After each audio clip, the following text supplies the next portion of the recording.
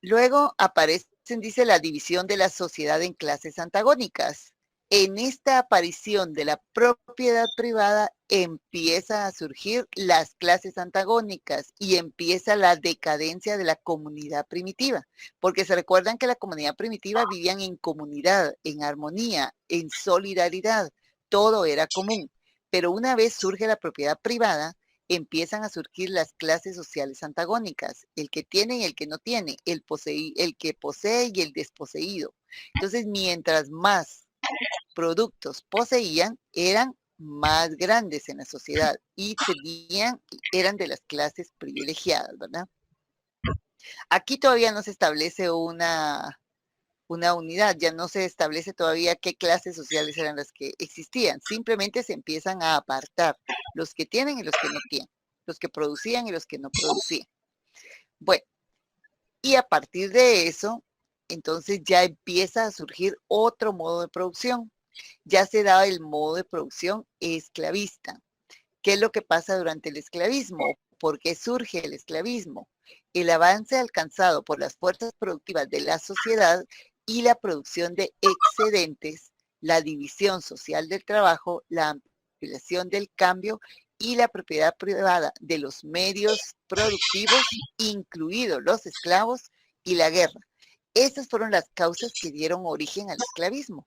El avance que alcanzaron las fuerzas productivas, porque se recuerdan que las fuerzas van evolucionando conforme el hombre va cubriendo necesidades.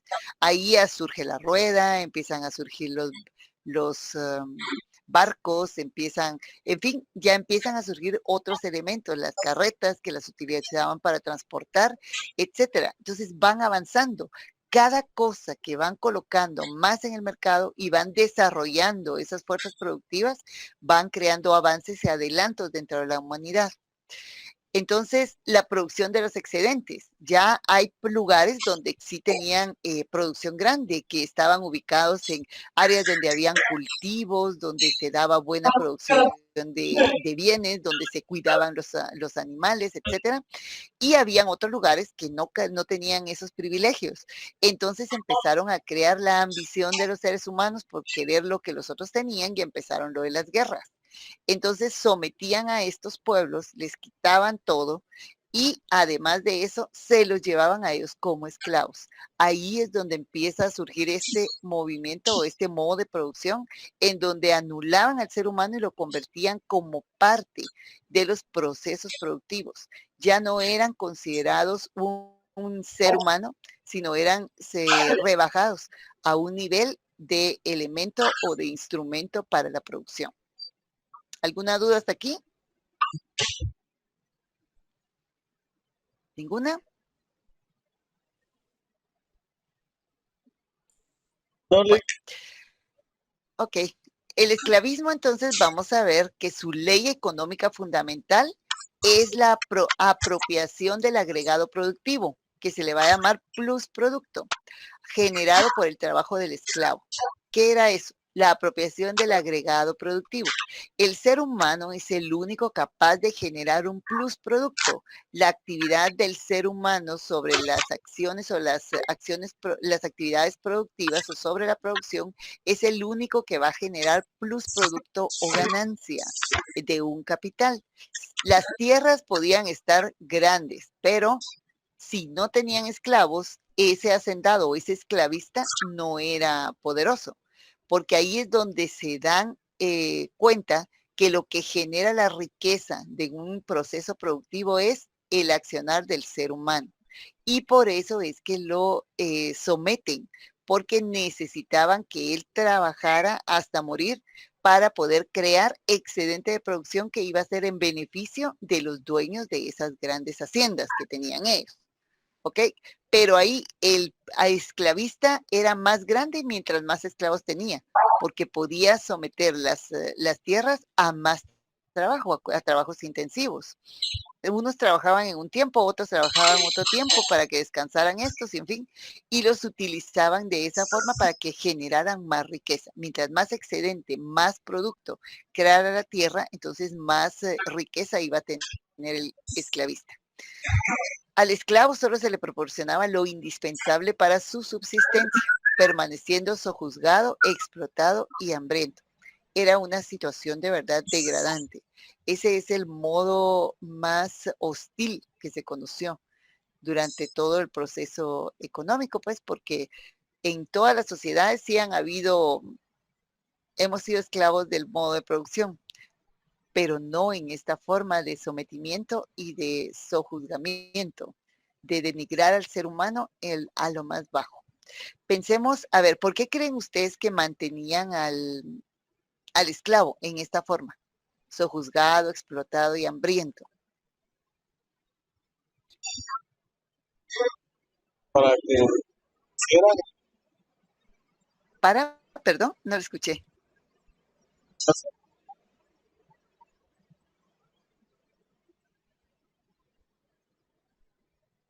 A ver, ¿por qué piensan ustedes que los mantenían así? Para que no se revelara, licenciado. Para que no se rebelaran. Ellos sabían que era su bien más preciado, pero como eran seres humanos, ningún ser humano puede sostener 100 años, dicen. No hay cuerpo, ¿cómo es? No hay, mal que aguante. no me acuerdo de una frase, mal que aguante, que dure 100 años, ni cuerpo que lo aguante. Entonces, gracias.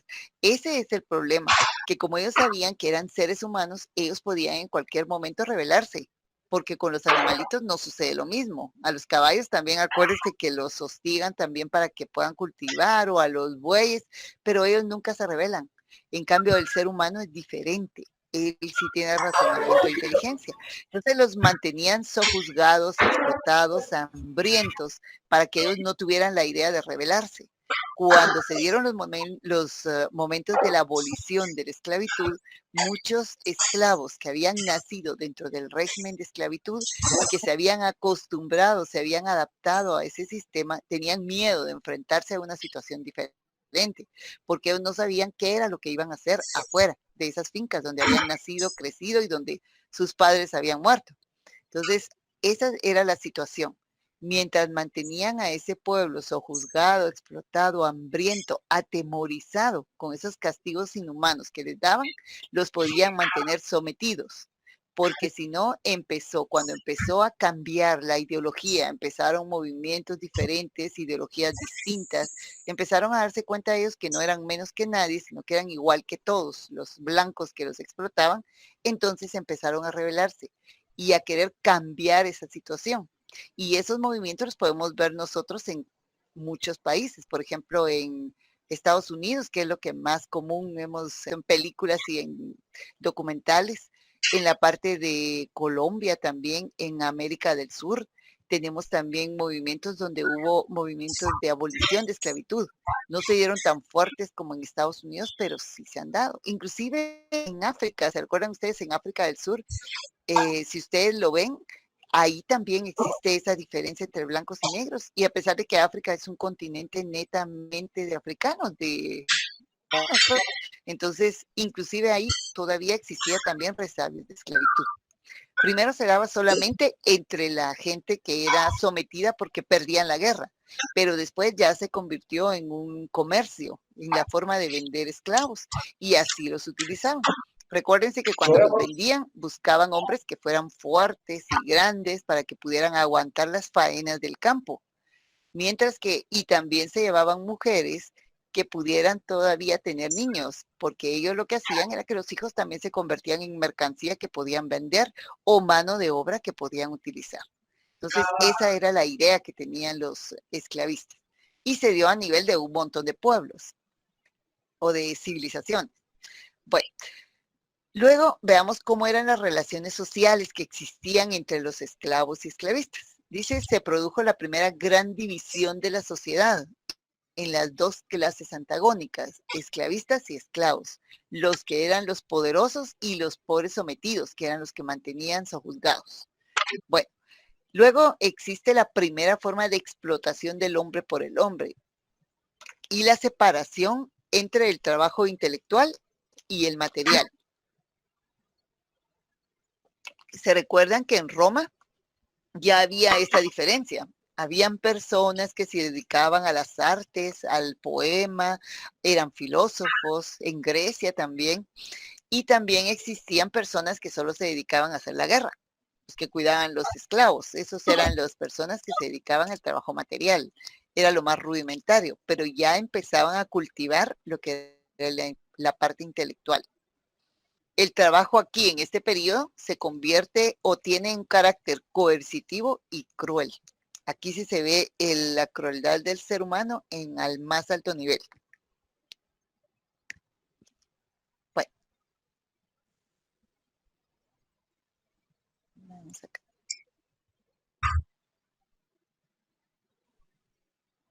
¿Cómo eran las relaciones esclavistas de producción? Porque acuérdense que una era las relaciones sociales, cómo se organizaba la sociedad.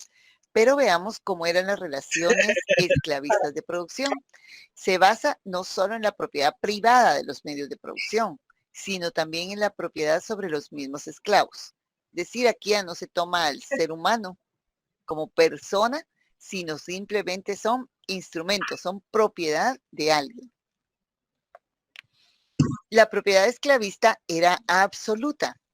El esclavo estaba considerado como una cosa o bien de producción. No tenía derecho a levantar la cabeza, a decir no, sino tenía que hacer todo lo que el señor esclavista dijera. Entonces, esta era la propiedad absoluta que tenían los esclavistas sobre los esclavos.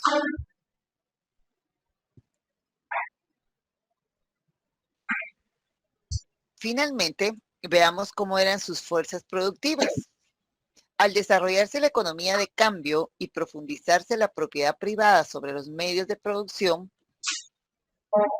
los más ricos y poderosos empezaron a convertir en esclavos no solo a los prisioneros de guerra, sino también a sus propios congéneres empobrecidos y cargados de deudas.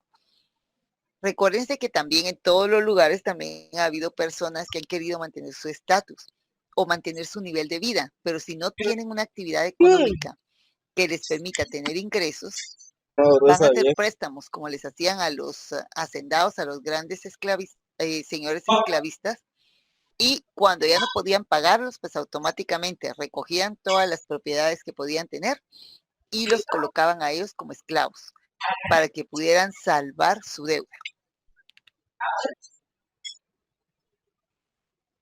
En este periodo, en este modo de producción, la tierra y el trabajo son las fuerzas productivas fundamentales.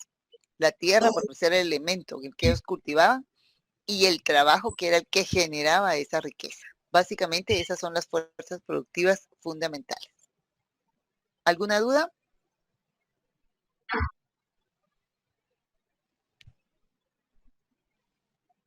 ¿Seguro? Bueno, sigamos.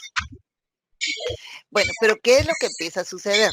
Empiezan a suceder momentos de que ya a los esclavos hay esclavos libertos porque ellos han podido comprar su libertad, ya viven en otra posición, ya ellos ya no son parte de las herramientas para cultivar, para los cultivos agrícolas, sino empiezan a cambiar de actividad económica y empiezan a surgir entonces mercaderes o personas que van a intercambiar productos, empiezan a surgir artesanos.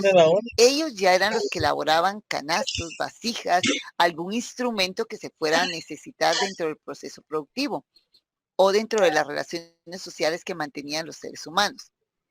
Cuando aparece esta nueva clase social, entonces empieza a evolucionar también el modo de producción hacia un modo de producción diferente. Surgen los movimientos de abolición de la esclavitud, ya no hay seres humanos esclavos, entonces ya todos son seres humanos libres.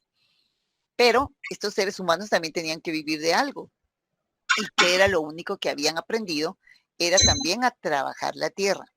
Por lo tanto, el cambio se da únicamente en condiciones de trabajo, porque ya van a ser personas libres y van a cambiar la situación, ya no iban a ser agredidos, sometidos o juzgados, ya el dueño de las tierras ya no tenía que ser el que iba a darle su comida, sino ellos iban a trabajar para poder generarse su propia alimentación. Surge otro modo de producción que se llama feudalismo. Veamos cuáles son las causas. Dice, el aparecimiento de una nueva clase social campesina y o artesana. Eran lo que les hablaba, eran los obreros o las personas que eran libres, los empleados libres, los esclavos libres o personas que vivían en libertad, que no tenían tierras, pero que generaban dinero o ingresos a través de otras actividades que desarrollaban. Un régimen mixto de pequeños productores a la par de los grandes terratenientes civiles y militares. Los terratenientes civiles o militares seguían siendo los más poderosos porque tenían el bien más grande, que era grandes extensiones de tierra. Pero también a la par de ellos empezaban a desarrollar pequeños productores o artesanos, que eran los que generaban alguna cosa que necesitaban ahí. Por ejemplo, lo que hablábamos de vasijas, ollas, jarros, cosas de madera, eran personas que se dedicaban a confeccionar ropa, etcétera. Y todos ellos eran lo que se les consideraba como pequeños productores. Estaban a la par o iban creciendo junto con los terratenientes. Ya eran alternos. Entonces ahí ya se crea una nueva clase social. Existe ya un régimen mixto de pequeños productores y también aparece el cristianismo, concientizando a las clases desposeídas y el cansancio de los pueblos sojuzgados. Recuérdense que aquí es donde principalmente en Europa tiene su mayor apogeo. A la par del señor feudal siempre está colocada la iglesia. En la época, en el periodo del capitalismo, pues del socialismo, Karl Marx decía que la religión es el opio más grande de la humanidad, porque él decía que era una forma de mantener sometida a la gente aceptando su situación. Entonces ahí les vendían la idea. Yo no estoy diciendo que yo no voy a encontrar la religión, yo tengo una religión, pero yo les estoy diciendo que esa era la forma de expresarse. En la forma económica así se dice, que es la forma de mantener sometidas a la población o a la gente que no tiene nada, bajo la consigna de que carece de todo aquí, pero va a tenerlo todo en la otra vida. Son cosas de criterios, ¿verdad? Cada uno tiene derecho a tener su opinión, pero como ellos eran materialistas totalmente, para ellos no existía otra cosa que no fuera las cosas materiales con las que contaba la sociedad. Bueno, y bajo ese lema también se recuerdan, y si ustedes estudian la parte de la conquista de Centroamérica o Latinoamérica o de Guatemala en sí, van a ver que venían siempre los españoles bajo el estandarte de la cruz y traían la forma de someter a todos los pueblos indígenas a través de la religión. Era creían que todos nuestros pueblos eran salvajes porque creían en muchos dioses. Y eso no era así. Cada quien que tiene la creencia de un ser divino y lo ve o lo enfoca desde sus creencias o su punto de vista. Ellos lo veían reflejado en la naturaleza, en un rayo, en la luz, en la lluvia que caía y que les proveía de tierra, que proveía de alimentos porque hacía crecer los alimentos en la tierra. En fin, ellos lo decían desde un punto no sé cómo decirles, más creativo. Ellos veían las cosas y decían que esos eran sus dioses. Los otros traían la idea de un dios que era independiente o individual, que era invisible, pero que creaba también y que tenía poder. Entonces, el choque de las culturas empezó con eso, con las creencias de religiosas o de las creencias de los seres supremos. Y los sometieron también cuando empezaron a bautizarlos y que se convirtieran al cristianismo. Ese fue un estandarte que trajeron para poder someter a los pueblos indígenas en nuestro país. La ley económica fundamental del feudalismo dice que es la apropiación de los señores feudales. Ahí aparece una clase diferente de clase social. Aparecen los señores feudales mediante rentas feudales del plusproducto creado por los siervos de la gleba. Las dos clases que existían eran los señores feudales, los siervos de la gleba. Pero en medio de estos dos se encontraban los comerciantes, que es la otra clase social que va a surgir aquí. Bueno, ¿A quiénes se les llamaba siervos de la gleba o por qué se les llamaba gleba? Gleba dice que es, si lo buscamos nosotros en el diccionario, es nada más que se le conoce así a un terrón que se levanta con el arado. Quiere decir que todos los siervos de la gleba eran los que se dedicaban a realizar labores agrícolas o eran los que trabajaban dentro de todos los grandes campos o dentro de los grandes feudos. Luego, los señores feudales eran los grandes dueños o los grandes terratenientes, los dueños de todas esas grandes extensiones de tierra donde permitían que estos siervos vivieran. La propiedad era casi absoluta, dice, del señor feudal, porque el señor feudal, si no le servía bien al rey, si no mandaba su porcentaje de la producción al rey, lo desterraba de ahí también, lo sacaba y colocaba otro en su lugar. Y la de su propiedad, dice, incompleta sobre los siervos ocupados en la producción. Ya no tenía poder absoluto para poder someter a los siervos, o sea, en la misma forma que los esclavos. Simplemente ya vivían dentro de la tierra. Ellos lo que le daban era una porción de tierra para que ahí colocaran su casa, vivieran con su familia y produjeran lo que ellos necesitaban para vivir. Pero también tenían que pagar con una parte de la cosecha al señor feudal. Y eso era lo que se conocía como renta feudal. Si se dan cuenta, aquí ya vamos hablando de otras categorías. La renta feudal aparece acá como un pago por la utilización de esas tierras. Y lo podían hacer en forma de especie, con parte de la cosecha que ellos tenían que darle, o podían también más adelante, cuando empiezan a surgir las monedas, entonces ya tenían que pagar con monedas de oro o de plata, ¿verdad? Depende de la que circulaba en ese feudo. ¿Alguna duda? Todo bien, licenciada. No, seguros, no se me han dormido. Bueno. Estamos todavía No, licenciada. Hoy están despiertos. No, está bien. Bueno, si quieren aportar o me quieren ayudar para decir alguna cosa respecto a cada uno, pues lo pueden hacer. Yo, mejor si me cuentan ahí cosas que a mí se me van pasando de cada uno de los modos de producción. Bueno, las relaciones feudalistas de producción, cómo se organizaban estas personas dentro de este modo de producción. La tierra, dice, era la propiedad privada del tipo feudal. Era dada en arrendamiento y usufructo a los miembros de la gleba. ¿Por qué decían que era usufructo? Porque estos campesinos o colonos que vivían dentro de esas tierras, este era el nombre que recibían. Pero no les podían dar, no tenían derecho a vender la tierra. La podían utilizar hasta que se murieran. Y si querían, la siguiente generación podía seguir utilizándola siempre y cuando siguiera cumpliendo con los aportes que tenía que dar al señor feudal. Pero no tenía derecho a venderla porque no era de ellos. Solo la estaban, como decir ahora que nosotros alquilamos una casa. Estoy alquilando la casa. Entonces yo puedo utilizar la casa y pagar mi renta por el uso que estoy haciendo de la casa. Pero no la puedo vender porque esa casa no es mía. ¿Ok? Algo así era como sucedía. Y en la actualidad, en nuestro país, todavía hay resabios de feudalismo en algunas fincas que existen todavía.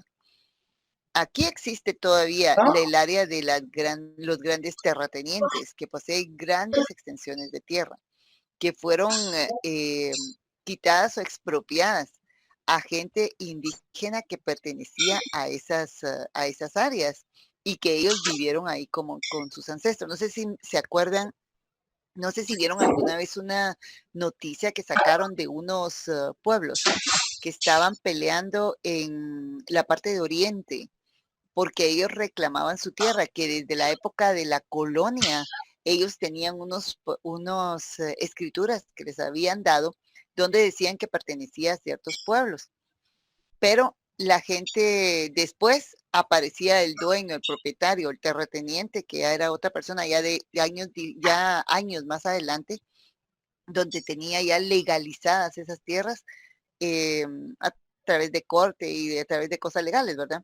Pero entonces estaban haciendo ese balance con los documentos que tenían ancestrales más las escrituras que este señor tenía, ya más modernas, ¿verdad? Actuales.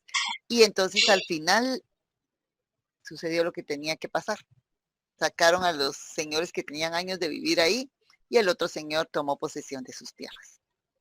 Bueno, entonces es lo que siempre pasa, ¿verdad? Tenemos esos conflictos por esos problemas, que despojaron a la gente que vivía en esos lugares, los sacaron de ahí y se apoderaron otras personas, otros terratenientes de eso. Y en Guatemala todavía existen resabios de eso. Todavía vamos a encontrar en algunas fincas los señores, los campesinos o colonos, que les llaman todavía, que han vivido años de años y años en esas fincas y que se han quedado trabajando como campesinos en esos lugares. Claro, ya no con las mismas condiciones de vida, ¿verdad? Pero en alguna época les dieron un pedazo de tierra para que ellos trabajaran y vivieran. Por eso se les llama todavía colonos. Bueno, el tiempo de trabajo de los artesanos, aquí está malo. El tiempo de trabajo de los, ¿cómo se llaman? De los campesinos se divide en necesario y adicional. No son artesanos, son de los campesinos. Se dividía en tiempo necesario y en adicional. ¿Qué era el tiempo necesario? El tiempo necesario era aquel tiempo que tenían que utilizar los campesinos para poder cultivar la cantidad, las tierras del señor feudal. Es decir, que a ellos les daban una parte, unas parcelas, pero ellos tenían que ir a trabajar al campo del señor feudal, a donde estaban las grandes plantaciones del señor feudal. Y ese era el tiempo que tenían que considerar ellos como necesario. Supónganse que al día les daban 6 horas para que fueran a trabajar a los campos del amo, del señor feudal, y el resto ya podían trabajar ellos en sus tierras, el tiempo que ellos quisieran. Ese tiempo que trabajaban ya ellos para producir los alimentos que necesitaban para subsistir, se le llamaba tiempo adicional de trabajo. El pago podía ser en especie. Era el excedente creado por el campesino y se le denominaba renta. ¿Ok? Aquí empieza a surgir entonces la otra categoría, que se le llama renta. Esa no existía en el esclavismo ni existía en la comunidad primitiva. Ya esta es eminentemente del modo de producción feudalista.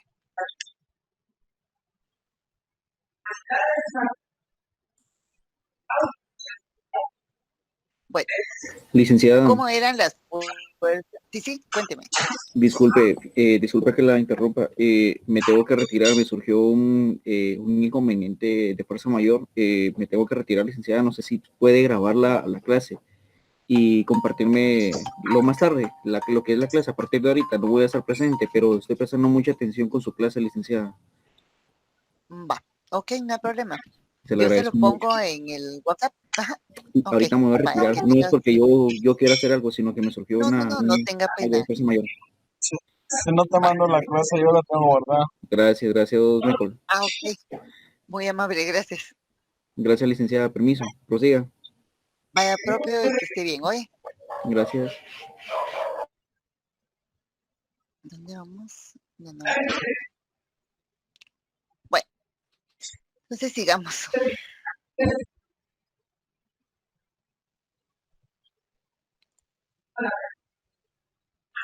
¿Cómo eran las fuerzas productivas, dice, de la época del feudalismo? Los objetos de trabajo eran la tierra, la propiedad privada feudal. Los medios de trabajo eran los aperos o los instrumentos de labranza y la fuerza de trabajo era la energía del campesino siervo, puesta al servicio de la producción agrícola. ¿Ok? Entonces, ¿cómo íbamos a hacer las fuerzas productivas? ¿Se recuerdan que estaban integradas por los objetos de trabajo? Era toda la tierra, que era la propiedad del señor feudal. Los medios de trabajo iban a ser los aperos o los instrumentos de labranza, lo que utilizaban. En este caso yo les puse ahí un ejemplo de un arado, que ya lo empezaban a utilizar también en toda esa época. Y la fuerza de trabajo era la energía que el campesino siervo le ponía al proceso productivo, puesta al servicio de la producción agrícola. Por eso dice la energía del campesino puesta al servicio de la producción agrícola. Bueno, una de las principales contradicciones que se empezaron a dar en el feudalismo era la pugna constante que existía entre señores feudales y campesinos siervos de la gleba. ¿Por qué existían esas? Era por los abusos que los señores feudales cometían al cobrar la renta. Fíjense, ellos tenían que ir a producir cierta cantidad de tiempo, tenían que ir a trabajar al campo. Ok, trabajaban en eso y luego iban a trabajar ellos a su parcela pequeña que tenían para poder producir o para poder hacer crecer los productos que ellos necesitaban para alimentarse. Él y su familia necesitaban para alimentarse, el siervo. Bueno, pero como a veces les quedaba algún sobrante, supónganse que él trabajaba y trabajaba y trabajaba y lograba que 2 quintales los podía utilizar para alimentarse